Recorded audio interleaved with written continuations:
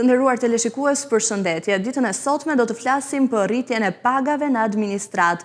Për këto unë kam pedagogun e ekonomisë Esmeraldo Gjakolli, ndërkaq ndiqni si fillim insertin e përgatitur se si ka evoluar rritja e pagave dhe më pas kthehemi në studio.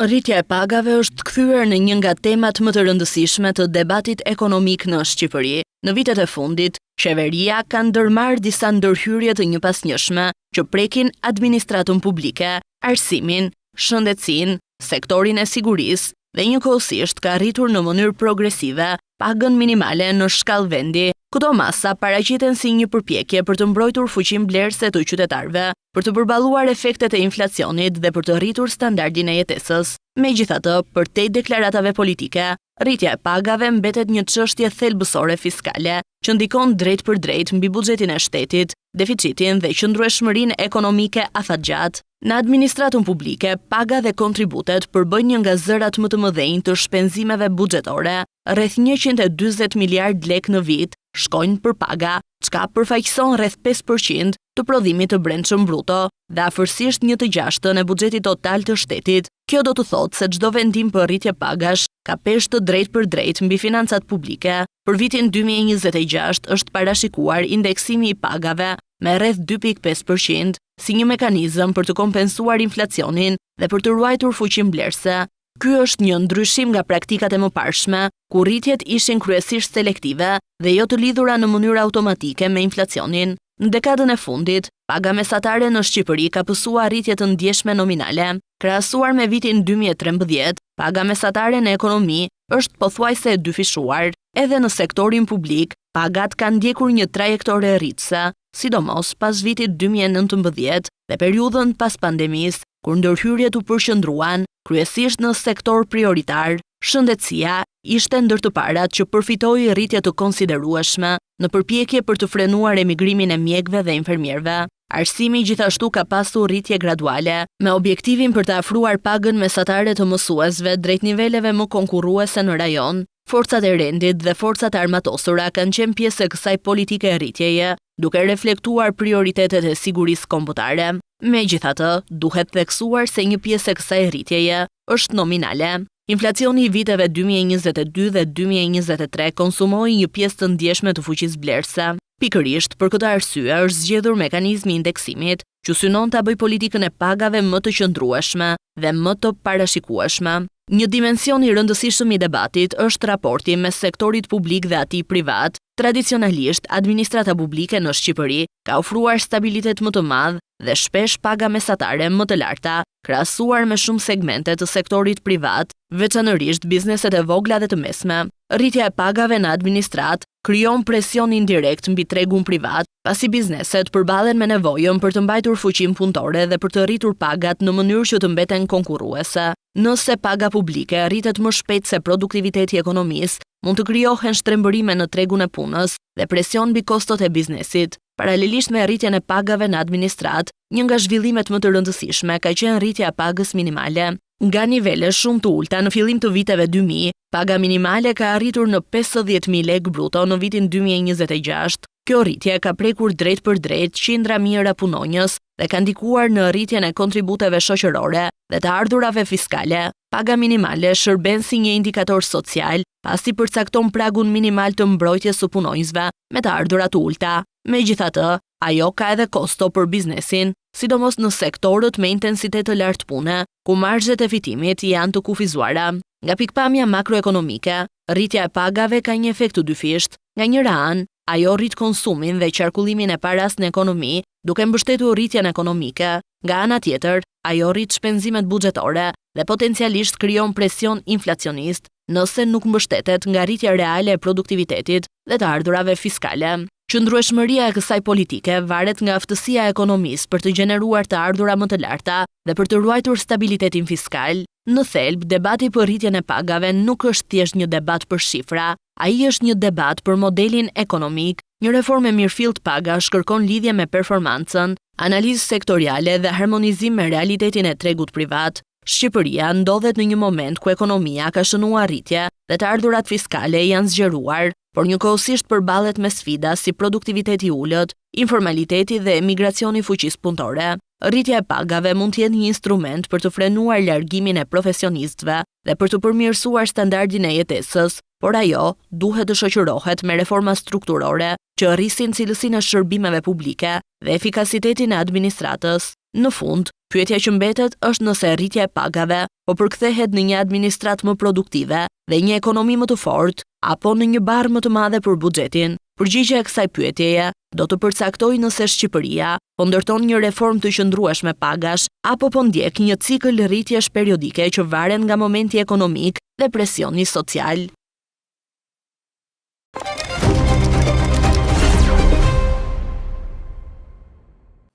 Ja ku rikthyem, atëherë Zoti Xhakolli, përshëndetje. Faleminderit që pranuat jeni pjesë e Inside News ditën e sotme dhe të shtjellojmë pak se si ka funksionuar rritja e pagave, a është në proporcion të drejtë edhe me aftësitë, edhe me kualifikimet, por edhe me sektorët ku janë rritur këto paga. Përshëndetje, faleminderit për ftesën. Atëherë, ta nisim nga, a ka nevojë Shqipëria për një reformë të mirëfillt pagash, sepse këto pjesa më e madhe kanë qenë indeksime bazuar tek inflacioni dhe për kategori të caktuara sigurisht që ka pasur edhe rritje progresive, por, siç e thash, kryesisht kanë qenë indeksime. Ju si e shikoni në aspektin tuaj? Atëherë, për sa i përket pjesës jo vetëm të pagave, por përgjithsisht kudo në ekonomi, ka gjithmonë nevojë për reforma të strukturuara. Pjesa e indeksimit që bëhet, jo vetëm tek pjesa e pagave, por edhe tek pjesa e pensioneve, është thjesht një manovër, po themi, që bën shteti ose një detyrim që ka, që t'i sigurojë të gjithë individëve, po themi, që të kenë të njëjtën fuqi reale blerëse, ajo që quhet në ekonomi. Pra, indeksimi i pagës në këto nivelet është i barabartë pothuajse me vlerën pra me nivelin e inflacionit, që do thotë, për ta shpjeguar më thjesht, nga viti në vit, në moment që ne kemi një rritje të nivelit të çmimeve, ne na ulet fuqia reale blerëse. Dhe shteti çfarë bën? Indekson këto paga me atë vlerë që është dhe inflacioni, me qëllim që ato të ruajnë të njëjtën fuqi reale blerëse. Por në të vërtetë kjo nuk është një rritje reale e pagave. Dhe ajo që kam theksuar dhe më parë ka të bëjë me faktin që nevojiten reforma të strukturuara. Domethënë, duhet të ketë një plan afatgjat, të jetë në formën e një strategjie, duke parë edhe faktin që vendi jon tashmë është në proces në një digitalizimi dhe të shërbimeve që ofrohen në sektorin publik, kështu që duhet të ketë një strategji, po themi, pak më të plotë dhe më vizionare për sa i përket edhe pjesës së numrit të punësuarve në administratë, por edhe të pagës së tyre, sepse janë dy fenomene që lidhen bashkë njëra me tjetrën. Pra, nëse ne flasim për një shtet i cili mund të ketë një administratë të fryrë, kjo shkakton probleme sepse në radhë parë është e dëmshme për vetë të punësuarit aty, sepse nuk lejon që të ketë rritje të madhe, po themi, të pagave përveç indeksimit, sepse pesha në buxhet do të ishte e lartë. Pra, ose do të shkojmë drejt digitalizimit dhe kjo fatkeqësisht duhet shoqërohet dhe me ulje dhe me reduktim të numrit të punonjësve, dhe kjo pastaj më pas mund shoqërohet me rritje të pagës së tyre. Përndryshe, nëse administratën e mbajmë të fryrë, do të ketë vështirësi dhe në të ardhmen për sa i përket rritjes së pagave dhe mund të mbetemi vetëm në këto proceset e indeksimit me inflacionin. Pra, deri tani, sepse për shembull një nga sektorët ku vazhdimisht janë marrë masa për rritjen e pagave është sektori i shëndetësisë, pra mjekët, infermierët, sepse ne kemi pasur një hemoragji le ta themi, të mjekëve dhe infermierëve para disa vitesh ku filluan të largoheshin drejt Gjermanisë për paga sigurisht më të larta dhe gjë që ka detyruar qeverinë të ndërmarrë masa që në mënyrë progresive të sjellë edhe rritje të pagave, edhe gjatë këtij viti, pra nga 1 janari 2026, janë marrë masat, pra një rritje pagash me disa fasha, duke nisur nga vjetërsia e punës, eksperienca, urgjencat kritike e të tjerë. Pra, a janë këto masa të duhura dhe a është shëndetësia një nga ato sektor që e meriton krahasuar me sektorët e tjerë për të arritur në nivele të tilla, pavarësisht se edhe rritja e caktuar ishte në nivele të ulta edhe gjatë këtij viti. Ajo që u vure të paktën për vjetërsinë e punës, i referohem këtu, ishin nga 0.4% për të kaluar, në mos gaboj, pra në të tilla nivele. Atëherë, duke pasur parasysh dhe rritjen e kostove të jetesës, kryesisht në vendin tonë, mendoj se këto janë masa të pamjaftueshme. Por, për situatën aktuale kur jemi janë të domosdoshme. Jo vetëm në shëndetësi, por unë do të cekja edhe pjesën e arsimit, e cila është shumë problematike dhe sepse do vi shumë shpejt. Do ndalemi dhe tek arsimi në fakt. Okej, atëherë, domethënë është një problematike tjetër, ne nuk duhet kujtohemi për ta zgjidhur problemin kur ai ndodh. Pra është më i lehtë parandalimi se sa kurimi, siç meqense jemi tek pjesa e mjekësisë. Dhe në momentin që ne shohim që infermierët ose mjekët tanë, por kryesisht infermierët kanë predispozitë që të largohen jashtë vendit dhe si thua kanë marrë këtë vendim, atëherë është shumë e vështirë që ti me këto indeksime të vogla ose me këto rritje të vogla ti t'u kthesh mendjen atyre, sepse ideja është që kjo po krijohet edhe në psikologjinë e brezave të arshëm, që thjesht po e shikojnë arsimimin në Shqipëri, në këtë rast tek pjesa e infermierëve, thjesht si një mënyrë për të pasur një diplomë dhe për të shkuar jashtë vendit. Pra një pjesë shumë e vogël kanë si qëllim që të mbeten në vendin tonë, mbasi mbarojnë arsimin përkatës. Kështu që duhet të ketë paralelisht me këtë, duhet të ketë dhe përmirësim të kushteve të punës, edhe për sa i përket pjesës së promovimit, e cila është shumë e rëndësishme. Ne kemi një problem, mendoj në vendin tonë, që çdo gjë e lidhim vetëm me pagën. Pra edhe në sektorin privat, domethënë dhe në sektorin privat dhe në atë publik, pyetja e parë që bën një punonjës është sa do e kem pagën. Por paralelisht duhet lidhet edhe me produktivitetin e tij. Pra edhe me pjesën e arsimimit. Kështu që duhet ketë një sër faktorësh që vetë individu duhet ta meritojë atë pagë që i jepet. Por mendoj se në administratën publike jemi shumë vonë dhe jemi shumë mbrapa dhe në gjithë këto vite domethënë është lënë shumë mbrapa dhe kjo po krijon problematika që ne po i shohim dhe që mendoj që nëse nuk do ketë ato reforma strukturore që duhet dhe që duhet bëhen me urgjencë, mendoj se në vitet në vijim do kemi situata shumë më problematike edhe tek pjesa e sektorit të mjekësisë. Ndërkohë të ndalemi edhe aty ku ju e theksua, tek arsimi, që duket se është një problem më i madh sepse pagat e mësuesve, personelit arsimor përgjithsisht janë në nivele goxha më të ulta krahasuar me pagat e mjekëve dhe duhet theksuar që është një sektor kyç dhe jetik për të ardhmen e vendit.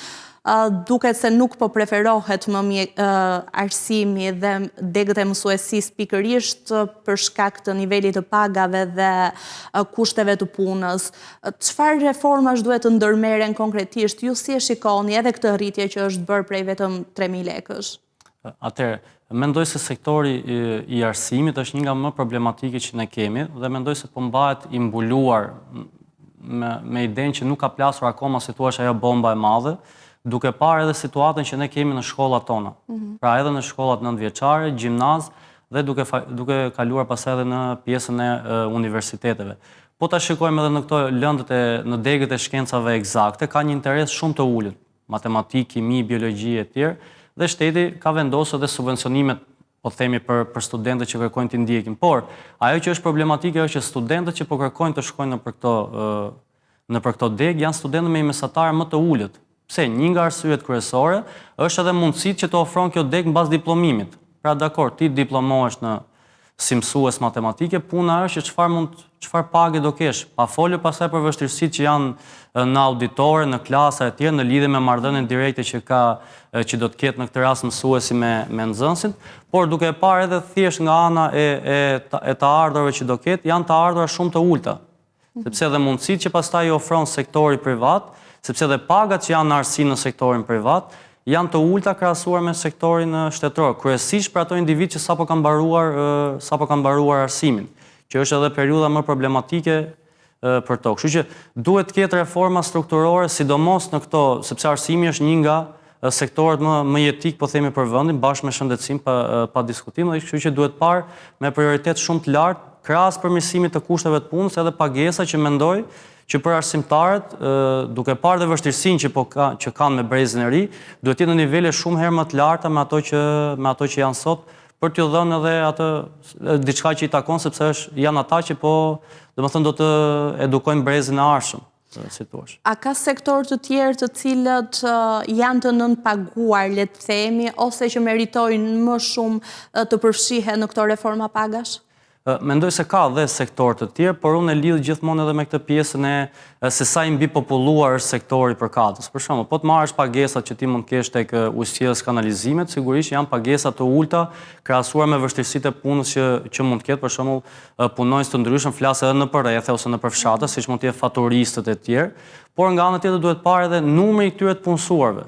Pra, sepse nëse ti ke tek, po themi, prishet një llam tek lagja dhe të vinë 10 punonjës për ta rregulluar, asnjëri prej tyre nuk paguhet sa duhet, por ama dhe numri atyre që kanë ardhur për ta rregulluar është shumë i lartë. Kështu që edhe kjo krijon vështirësi pastaj dhe në buxhet, pasi sepse ne mund ta flasim me shifra relative, mund duket shumë pak një rritje, po themi e pagës 2%, 5%, ndoshta mund duhet një rritje me 20%. Por ama kur e marrim se sa ndikon kjo në buxhet, në raport me numrin e lartë të këtyre të punësuarve, është një vlerë shumë e madhe, pastaj edhe nuk e di sa mundësi ka shteti jon për ta përballuar, sepse po arrim në një pikë ku janë thjesht disa institucione që i shërbejnë institucione të tjera. Pra, ti po rrit digitalizimin, nga ana tjetër shohim që dhe popullsia, si thua, po të kurret, por nga ana tjetër numri i punësuarve nuk ndryshon. Pra, kush do paguaj për këtë? Ose do rrisësh nivelin e taksave, që nga ana tjetër kemi edhe këtë problematikën e rritjes së pagave minimale, e cila tashmë po shoqërohet edhe tek biznesi privat. Po, ajo do vi me taksim zero për bizneset, pra për të incentivuar që të rrisin pagën minimale dhe mos kenë një barë të shtuar, le të themi, ndërkohë që aplikojnë edhe rritjen e pagës minimale.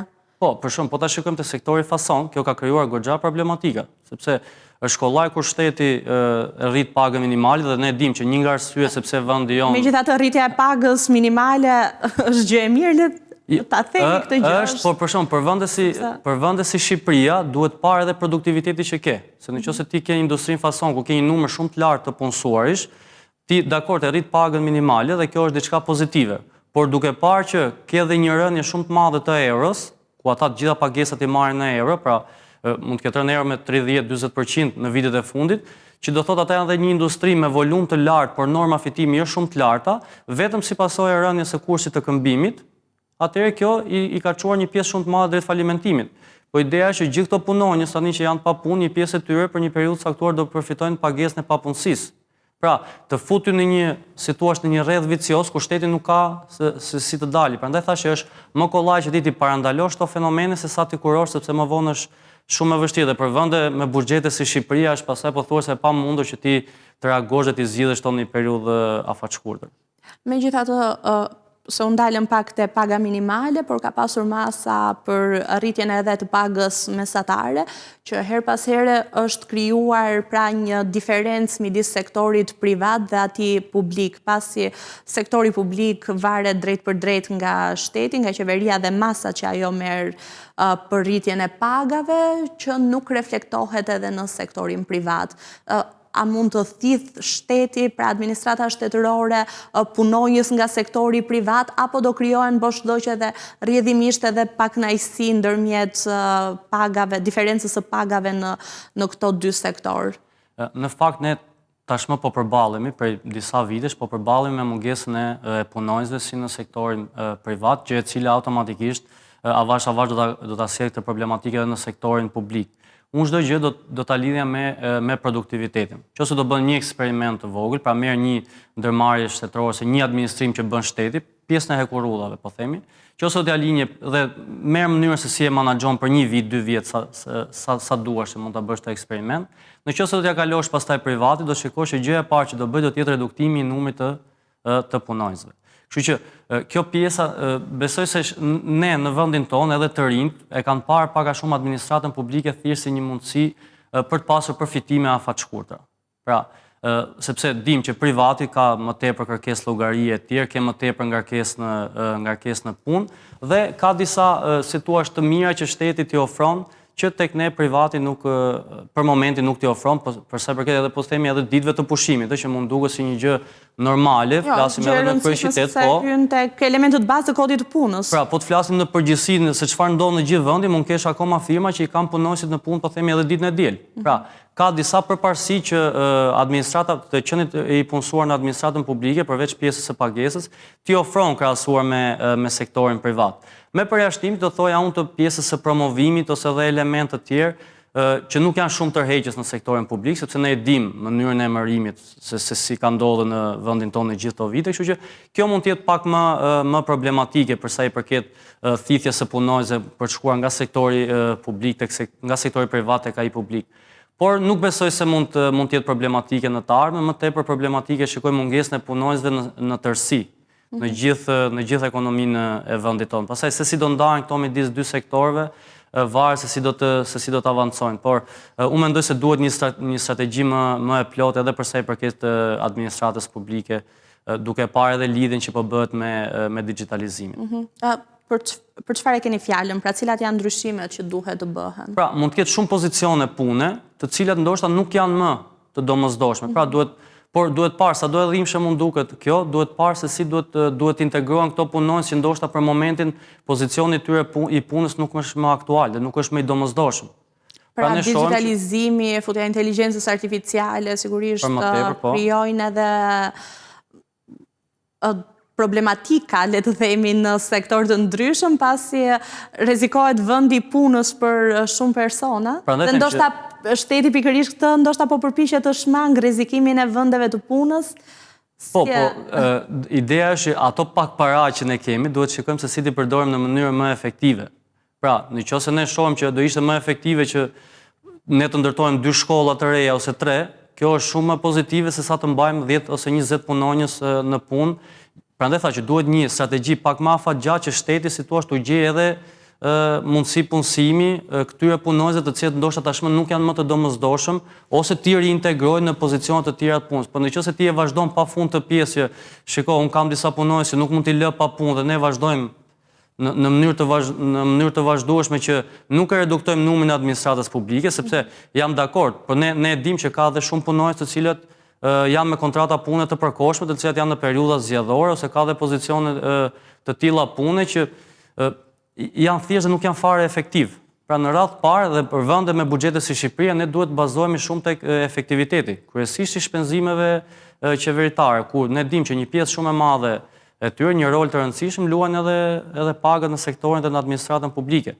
Pra mund të jetë një reformë e dhimbshme, por në momentin që ne nuk po themi që jemi situash në nivelet optimale të administratës publike dhe tani me inteligjencën artificiale ose me përmirësime teknologjike ne do shkojmë në ulje të numrit të punonjësve në administratën publike. Ne po flasim për një administratë publike e cila është e tej ngopur. Pra, në radhë parë duhet fillojmë me shkurtimet e vendeve të punës të cilat si thua janë thjesht për efekte të tjera dhe nuk kanë lidhje me efektivitetin ose me produktivitetin që duhet ketë administrata publike. Përgjithsesi, gjithë ata punonjës ku do shkojnë, sepse është edhe kjo problematik, duhet marrë parasysh edhe fakti që ku do shkojmë, kemi të arsimuarit, kemi se gjithmonë themi që vendet e punës sigurisht në Shqipëri në fakt është edhe një problematik tjetër që gjitha po i referohemi këtu turizmit, pra po krijojmë vende pune për profesionistë të fushave të ndryshme, por jo për të diplomuar, edhe ndoshta në administratën shtetërore e gjejnë më thjesht veten dhe një vend pune krahasuar me sektorin privat, bazuar edhe tek këto sektor prioritar që ne kemi vendosur gjatë viteve të fundit. Prandaj thashë duhet një reformë, domethënë strukturore, që nuk përfshin vetëm pjesën e pagave, sepse ne dhe si shoqëri, por dhe si shtet, të problem kemi. Pra shohim një problematik diku dhe atë problematik mundohemi ta zgjidhim brenda asaj fushë. Pra nuk e shikojmë të lidhur edhe me fushat e tjera. Për shembull, nëse ne shohim që ka profesione të tilla në administratë publike, po dhe në sektorin privat, ku nuk janë më produktive, ose shohim që në një periudhë shumë të shkurtër do të dalin nga tregu, gjëja e parë që duhet bëjmë, ne duhet fillojmë direkt në arsim. Pra, nëse kemi, po marr një rast financier, të cilët diplomohen çdo vit nga 5.000 ose 6.000 financier, në një farë mënyrë ti pak a shumë duke i gënjur këta. Sepse ku do shkojnë mbas 2 vjetësh, mbas 3 vjetësh, mbas 5 vjetësh, duke parë se çfarë po ndodh. Pra, duhet ta shikojmë këtë gjë në përgjithësi. Nëse ti i mban të hapura këto pozicione pune dhe në administratën publike, atëherë edhe vetë individët shojnë pozicione në këtë, po themi, në një deg të caktuar, ka kaq, dhe mendoj se kjo do të jetë në të ardhmen. Dhe ata studiojnë dhe diplomohen në atë deg. Duke mos e ditur që shumë shpejt ndoshta ky mund të jetë një pozicion pune i cili ofrohet tashmë edhe nga teknologjia. Pra, është më mirë që ne të bëjmë një reformë e cila mund të jetë e dhimbshme në fillim, por që do na jap rezultate dhe në të ardhmen, se sa ta mbajmë në një gjendje si thua plagështie gjatë gjithë kohës, edhe të gënjejmë studentët që diplomohen në këto deg, por edhe të gënjejmë punonësit dhe nga ana tjetër dhe të harxojmë paratë që mund t'i përdorim në mënyrë më efektive. Prandaj kur shohim reforma të tilla duhet ta marrim në tërësi gjithë situatën. Jo të përpiqemi vetëm ku kemi, pra kemi sektor prioritar këtë vit turizmin dhe shkojmë çfarë bëjmë, rrisim pagën minimale në turizëm, pa e parë të lidhur edhe me pjesën e shërbimeve. Se ti automatikisht mund të sjellësh rritjen e kostove, por do të shikosh edhe ku është produktiv vendi yt, pra do ta lidhësh edhe me pjesën e shërbimeve. Kështu që do të jetë pak më e gjerë pjesa e reformave. Në fakt tani edhe për procesin e integrimit janë marrë thuhet që po bëhen reforma të thelluara në administrat, e shohim në fakt që ka pasur lëvizje, por megjithatë ju si e shikoni në këtë aspekt, janë konkrete, pra u desh që të ndërhynte Bashkimi Evropian me akuizin e saj për të sjellë edhe një reformim të administratës, pasi Kryeministri e ka thënë vazhdimisht, është administrata shtetërore është pararoj për në Bashkimin Evropian dhe i ka dhënë edhe peshën më të madhe gjatë procesit të integrimit. Atëherë, po ta shikosh në gjithë historinë tonë 30 vjeçare, po themi parafërsisht, të gjitha vendimet e mëdha që ne na duhet i marrim vetë, se ne jemi këtu në përditshmërinë dhe e shikojmë edhe vetë problematikat që kemi, ne gjithmonë i marrim me indicie nga jashtë. Dhe presim, po themi, kur të kujtohet Bashkimi Evropian, kur të kujtohen institucionet të huaja, po ndërkohë koha ka kaluar. Dhe ne dimë që pasqyra e një shteti në radhë parë është administrata publike. Pra ne mund të flasim për integrime të tjera, por qytetari që përballet çdo ditë me nënpunësit e administratës publike, e di realisht se me çfarë përballen. Pjesa e ofrimit të këtyre shërbimeve nëpërmjet digitalizimit është diçka shumë pozitive. Unë e kam përjetuar edhe vetë kontaktin me administratën publike, domethënë para se të ekzistonte ILB-ni e tjerë, dhe më besoj që ka qenë një stres shumë i madh kur ti kishe një problematikë dhe duhet shkoje në institucion të tjerë. Shumë burokraci. Shumë burokraci, po dhe mënyra se si ti i kaloje, nëse nuk kishe njohjet e duhura, pra po flas ke detoria rajonale tatimore për kacë, po marrim një rast kur po themi çfarë doshëm, atëherë ti kishe shumë problematika të tilla. Thjesht përballje me atë me inspektorin për katës, që një detyrë që kishe për ta bërë, ta bënte sikur ishte duke ta bërë në formën e një nderi. Kështu që dhe kjo pastaj krijon problematika të tilla, sepse edhe vetë njerëzit, ne po të shikosh edhe tek vijat e bardha, ka disa këmbësorë që kur ti i liron rrugën, që është detyrë jote, ngrenë dorë dhe të falenderojnë, ndërkohë që nuk ka fare sepse do ta bëj atë gjë. Se është një e drejtë e tij. Dhe vendi jon duke përballur gjithë kohës me këtë ne nuk dim se kush janë të drejtat dhe kush janë detyrimet tona. Dhe presim që të vijë dikush nga Bashkimi Evropian që të na thotë që ne duhet të reformojmë në këtë rast administratën publike. Gjë e cila ne duhet ta bënim vetë, sepse gjatë gjithë kësaj kohe vitet kalojnë. Pra çdo vit që ne humbasim është një minus, janë shpenzime të tepërta që ne i bëjmë dhe që mund t'i shfrytëzonim me shumë efektivitet edhe në sektorë të tjerë që do të ishin shumë produktiv. Përderisa ne jemi nisur dhe kemi rrugën drejt Bashkimit Evropian, sigurisht ata janë pararoj për sa i përket pjesës së reformave që ne duhet të bëjmë, por duhet parë kjo pjesë sepse është më e rëndësishme ajo çfarë ne përjetojmë për ditë, se sa kur vinë disa diplomatë huaj, bëjnë disa deklarata, japin disa, domethënë, indicie dhe këto gjëra zgjasin, sepse ti nuk e ke me detyrim se për sa vite mund të shkosh në Bashkimin Evropian, mund t'i tregosh për 5, për 10, po mund t'i tregosh edhe për më gjatë, kështu që për sa kohë që kalon dhe ne nuk marrim masa konkrete, mua më duket sikur për momentin ja thjesht masa në letër dhe me ritmet aktuale mendoj se mund zgjasin për një periudhë shumë të gjatë kohe dhe thash duke lidhur me këtë pjesë në arsimimit mund të krijojnë problematika që edhe në periudhën afatgjat mund të kenë kosto më të lartë. Në fakt është gjë e mirë që pagat rriten, pavarësisht se ashtu siç edhe ju e theksuat duhen reforma të thella. Unë ju falenderoj shumë për të gjithë të sqarim që i bët kësaj çështje kaq të rëndësishme, sepse është një debat i hapur në të gjithë opinionin publik këtu në vendin tonë, kështu që shpresoj me lajme më të mira dhe të arrim në ato nivele që administrata të jetë efektive, të ketë performancë dhe nga ana tjetër të gjithë sektorët jenë të mirë paguar, qoftë këtu sektorin privat apo edhe atë shtetëror. Faleminderit. Faleminderit ju për ftesë. Natën e mirë. Të nderuar teleshikues, ky ishte emisioni për sot, natën e mirë.